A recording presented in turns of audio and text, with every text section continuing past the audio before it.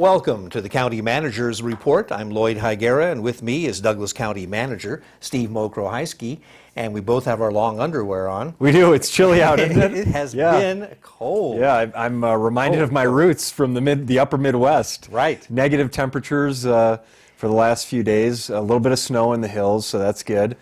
And I think the Heavenly and the other the ski resorts appreciate the cold weather, so they can make snow at night.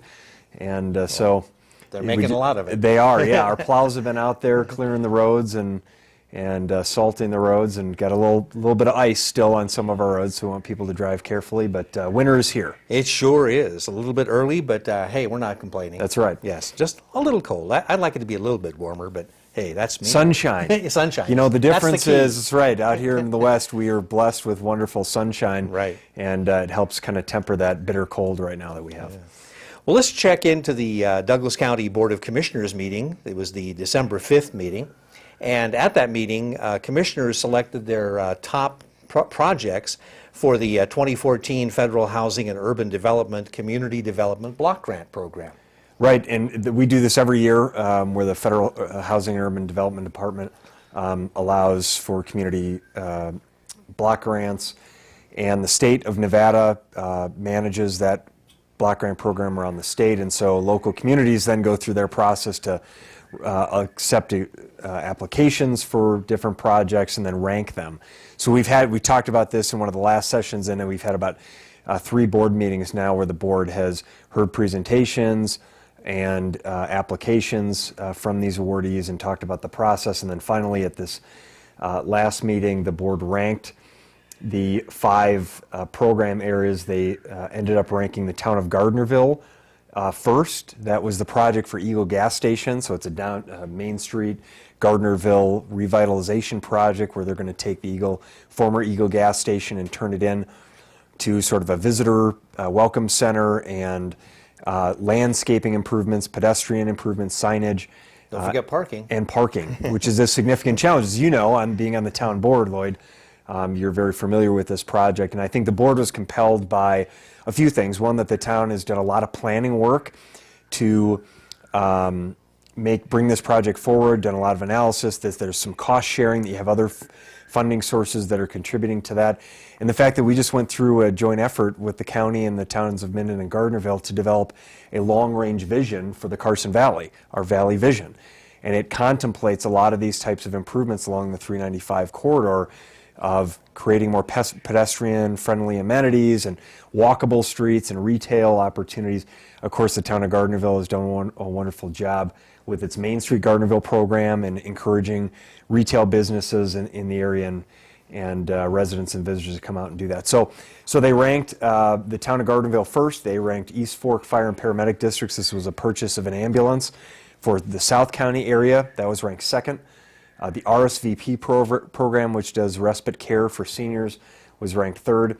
Suicide Prevention Network, which of course deals with families and individuals who've had to deal with suicide issues, was ranked fourth. And then the Community Services Foundation was ranked fifth. That's the construction of our 83,000 square foot community and senior center. There was a small piece that they were seeking grant funding for. So these now go on to the state.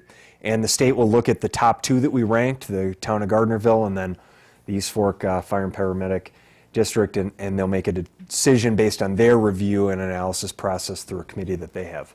Now, every county in Nevada is doing the same thing? They're allowed to. You don't have to, but you know, they're encouraged to work within your local community, solicit proposals, rank those, and then submit them to the state. So I'm not aware if every community in the state does it, but Douglas County has a history of it. We also have a history of bringing back those federal funds for these very valuable projects in our community. I was just wondering what the competition looked like. Yeah, I don't know. You know, they do. I think that was the other thing that the board considered, was that we really wanted to look at projects that had a high likelihood of being funded. And of course, the town of Gardnerville's project is an infrastructure and economic development project. And again, there's matching funds. It's really a good partnership there. And then the East Fork Fire and Paramedics, there's always an eye towards public safety investments. Sure. So that's, I think, were the primary reasons that the board ranked those 2 in the top ones. So we just kind of sit back and wait for word. We'll wait now from the state to review and announce the awards. Okay. Well, also at that December 5th meeting, commissioners did give staff direction for the Clear Creek plan development, and there are quite a few items involved there, but mainly they talked about water and sewer improvements for the project. Yeah, and I think, as most people are familiar, Clear Creek is a residential development in the West Valley area, adjacent to Highway 50 and northwest of Jacks Valley Road.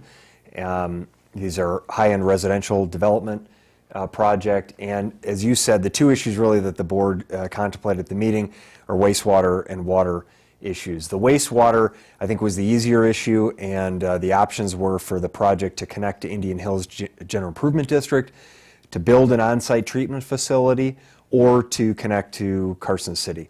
Those are the three options that they considered. Or to connect to the county, that was the fourth option.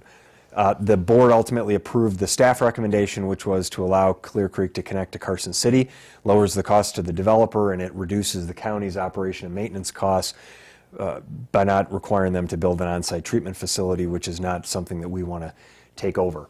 So the wastewater, we will bring forward future agreements or agreements at a future board meeting on December 19th for approval by the board. These will be agreements between Douglas County and Carson City for water rates and along with Clear Creek to construct those improvements and then pay for the sewer connection.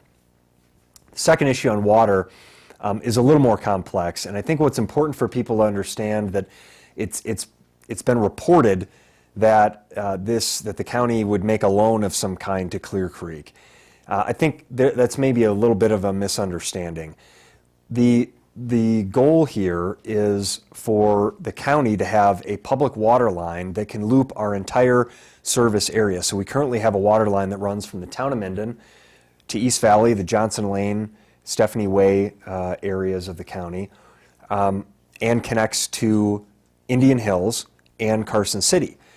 The long-term goal has always been to connect that water line over to the west side of 395 and along Jacks Valley, from Jacks Valley Elementary School south to Montana, another residential development that is a water customer in the West Valley water system. And so these are improvements that will benefit Douglas County. They also benefit Clear Creek because they'll have the ability to service those residential customers. But this is really a partnership here where the county is trying to extract public benefit from a private development project. And so if we don't do that, and the challenge that the developer has had is they're trying to get the project up and going and sell lots, and they're going to invest about $8 million in all of these water line improvements, which Douglas County stands to benefit from, along from the residents in that future development.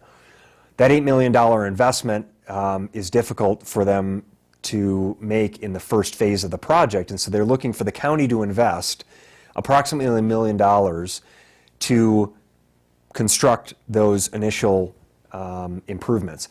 The vast majority of the project, Clear Creek Development, is going to put up the funds to make that happen. But the county is contemplating an investment of $1 million, which would be repaid to the county through lot sales.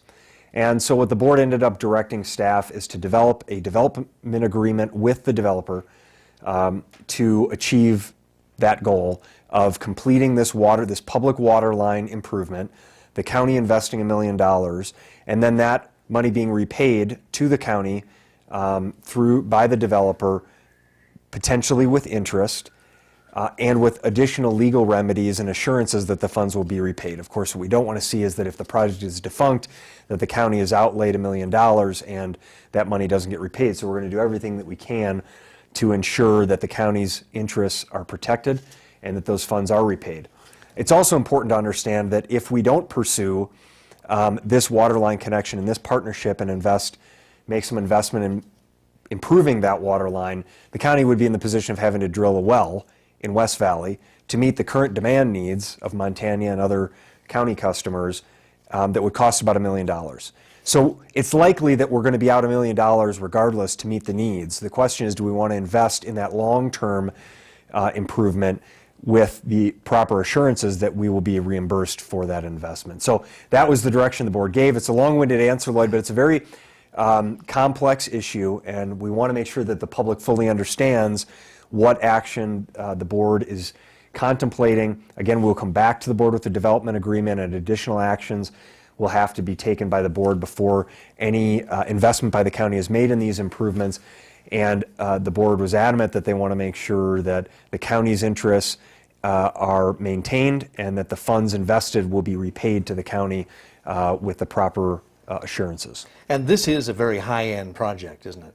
I mean, it is. You know, there the are lots are probably very expensive. There are several hundred lots here. These are higher-end lot sales, and so you know, this is a significant amount of property tax revenue and assessed value to go on the county's tax base, as well as you know, an alternative residential development for people who live here or others that may relocate from outside the area. So, so yes, these are high-end developments, and again, this is not the county looking to contribute or pay for something that it's not intended to get some public benefit out of and repayment for.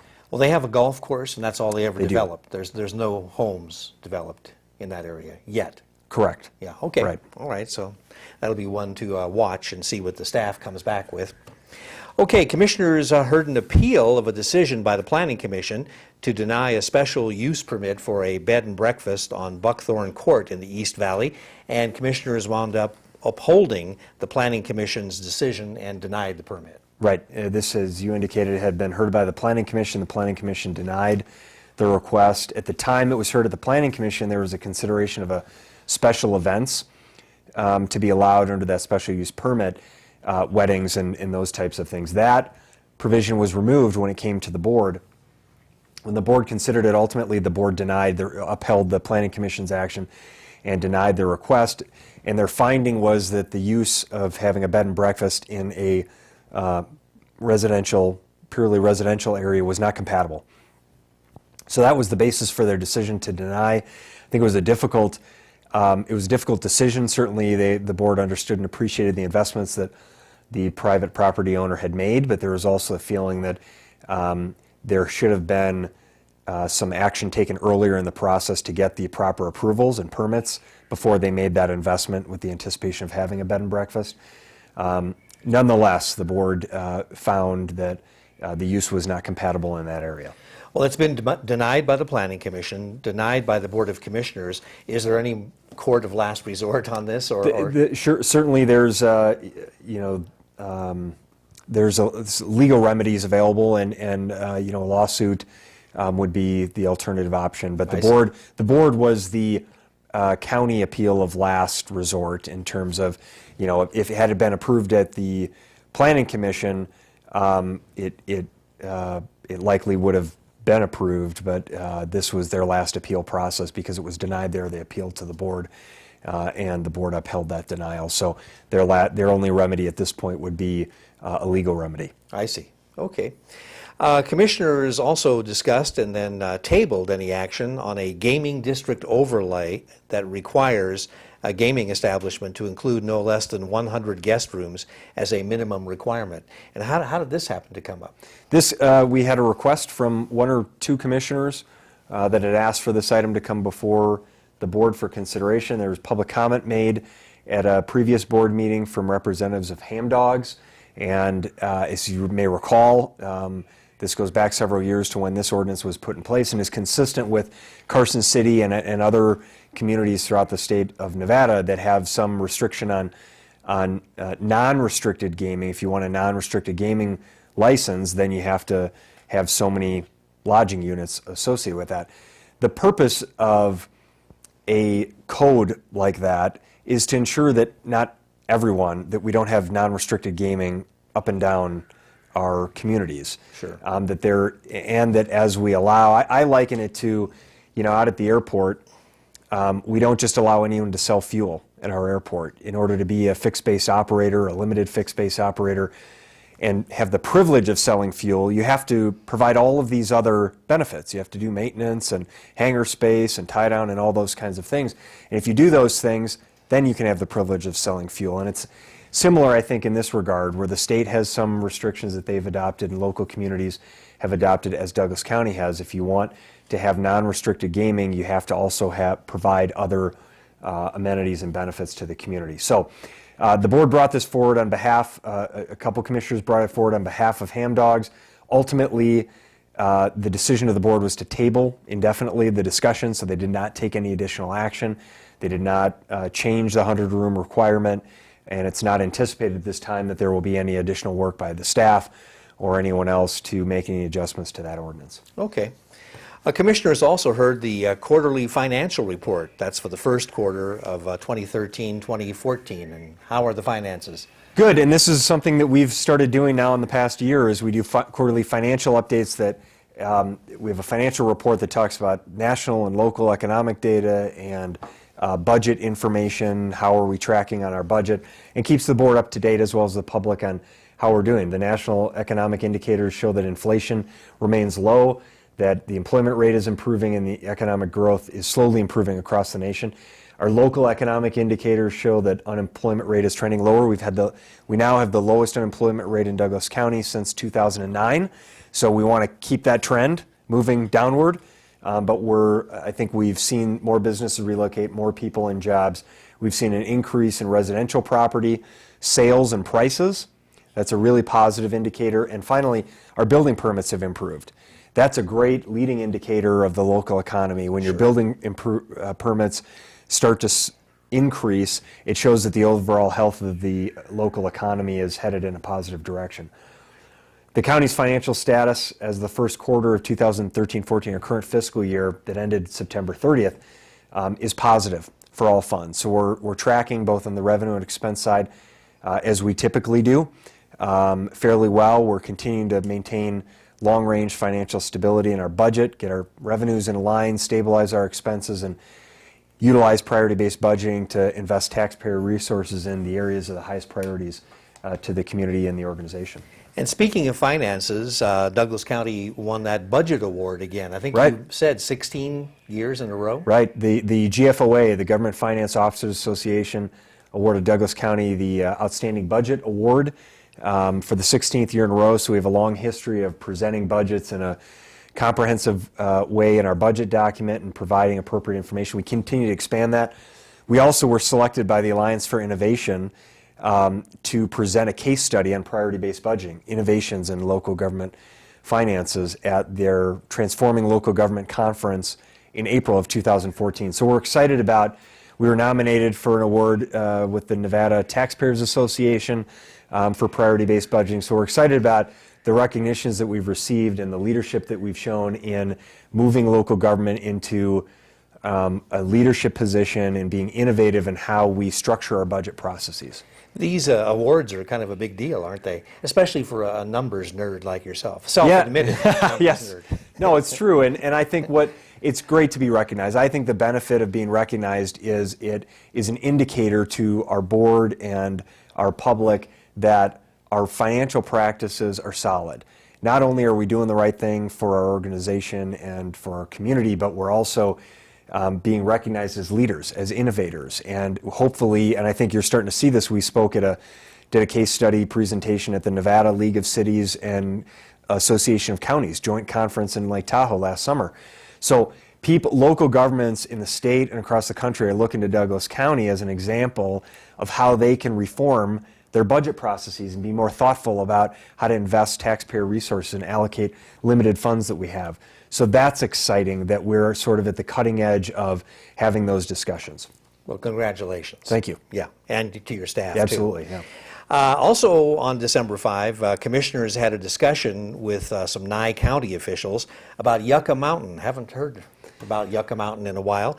The nation's high-level radioactive waste facility, which has no waste whatsoever in it, but Right. maybe someday. It's been quite a contentious discussion, and we received a request from a Nye County commissioner, I believe it's the vice chair of their board of commissioners, to consider adopting a resolution. A number of other rural counties in Nevada have adopted resolutions calling on the Nuclear Regulatory Commission and the Department of Energy to follow the law and the Nuclear Waste Policy Act and allow the science related to whether or not it's safe to construct and operate Yucca Mountain as a geologic repository. So board had the discussion, the Nye County Commissioner and staff presented, the board was understanding of that. They didn't take any action at this time, but we certainly understand that they're trying to pursue allowing the science to come forward and evaluate that before an actual decision is made. Okay.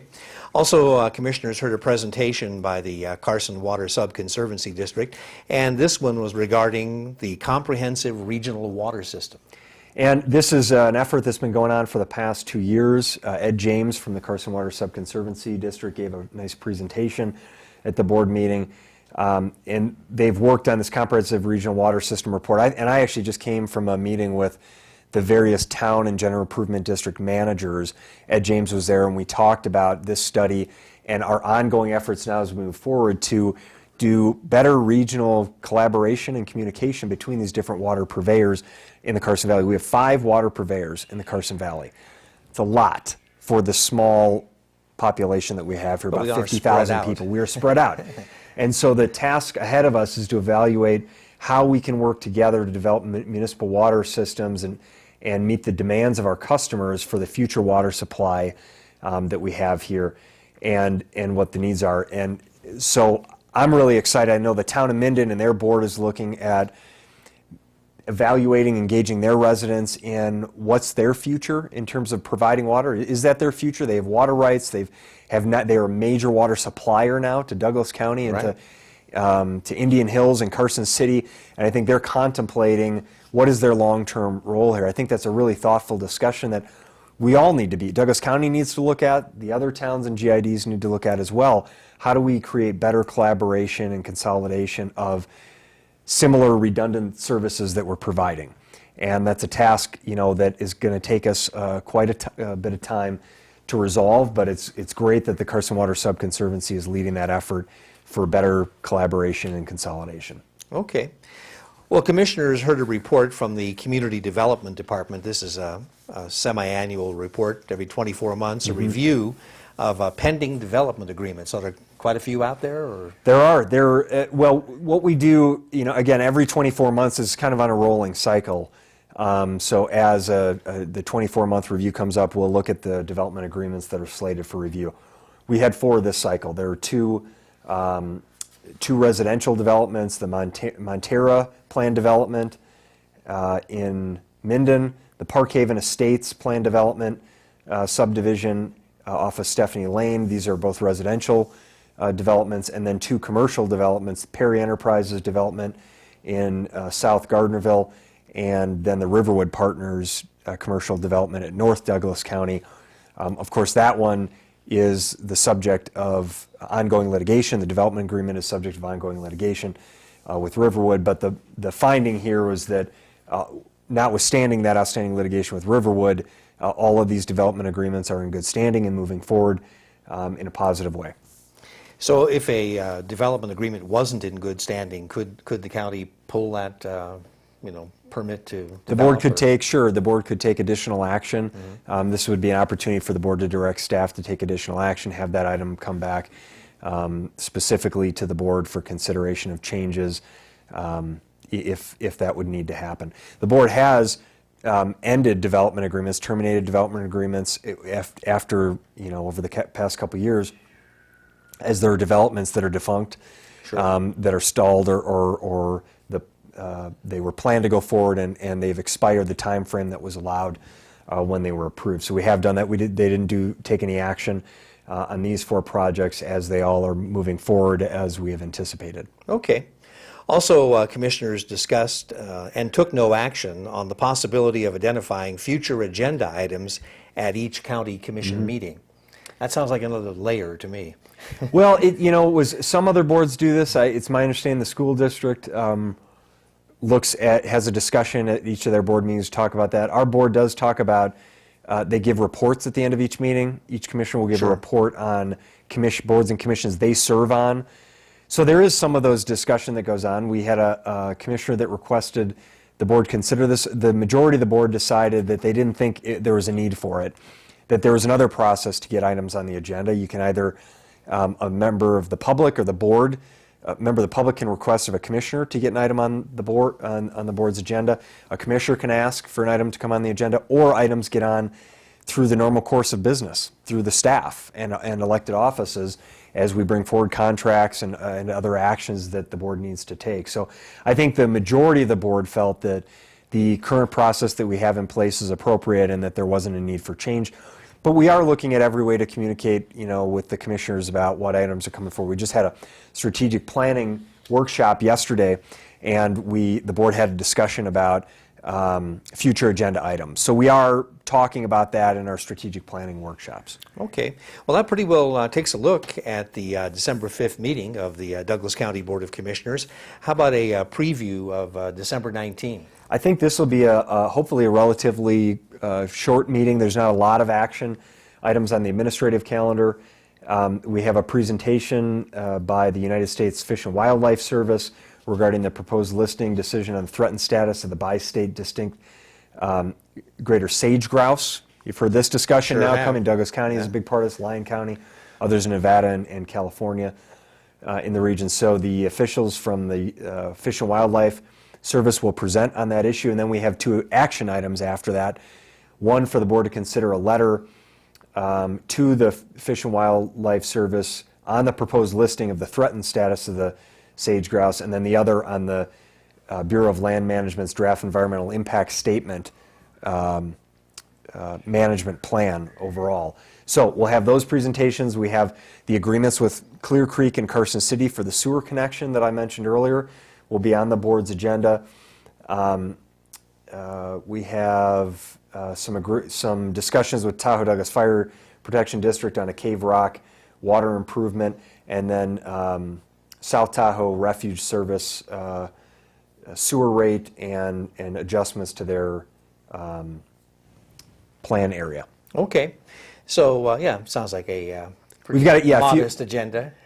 We'll see. You will see. I'm not going to make any predictions. I'm not in the prediction business, but hopefully the meeting right before Christmas will be smooth. Okay, and we do have a couple minutes left here. I thought it might be an opportunity to mention the website again, because that website is just growing and growing and growing. We do have a new feature, a 5-minute version of this program, which has proven to be pretty popular. Right. And judging from the amount of hits it's getting. But what else is new on the... Yeah, you can go to douglascountynv.gov. You might be on douglascountynv.gov right now watching this video.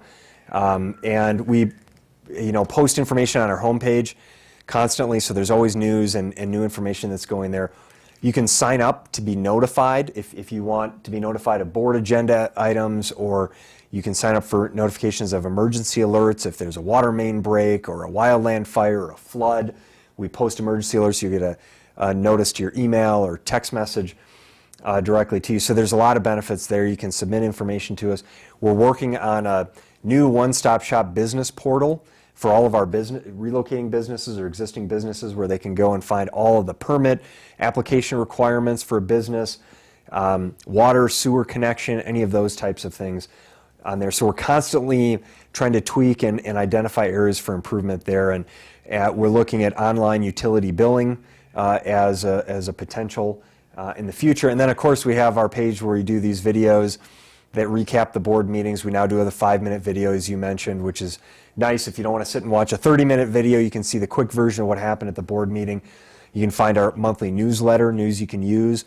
We always have interesting information there for the public to see. So, and of course, as always, we encourage people to contact us, give us a call, or shoot us an email and let us know your thoughts. Our website is a great hub for information and engagement with the public. And don't forget Twitter and Facebook. You're on all those. So Yes, yeah, it's we're, great. we're everywhere, Lloyd. Okay. Well, If you can't find us, you're not looking. That's right, exactly.